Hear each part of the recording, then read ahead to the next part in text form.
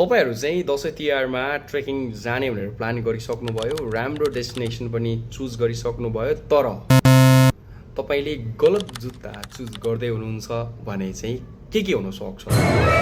First, ankle brake हुन सक्छ। Second, back pain हुन सक्छ। थर्ड, नी पेन हुन सक्छ।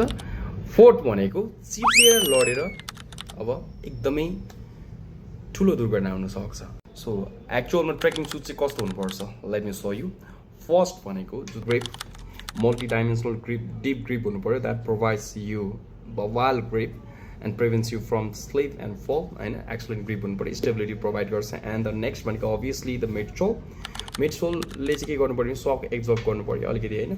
ठुलो अब तपाईँको यो स्टेप्सहरू हुनसक्छ, त्यसले गर्दाखेरि चाहिँ तपाईँको नी, एङ्कल, ब्याक पेन हुनसक्छ। त्यो पेनलाई चाहिँ रिलिफ गर्न र रिड्युस गर्नका लागि चाहिँ अभियसली यो बवाल खालको कुजनिङ हुनु पऱ्यो। यसमा चाहिँ तपाईँले you will find feather foam and डाइनामिकको दुईवटा डबल लेयरको सोल पाउन सक्नुहुन्छ नि। यस अभियसली द अप्पर पार्ट के हुनु पऱ्यो? वाटर प्रुफ एन्ड ब्रेदेबल हुनु पऱ्यो, जुन यसमा छ।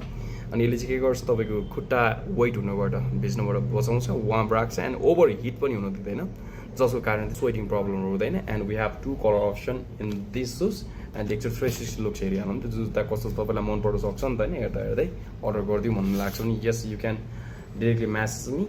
अनि तपाईँलाई यस्तै जुत्ताको बारेमा चाहिँ जानकारी हासिल गर्न मन छ नि, you must follow me. Thank you for watching.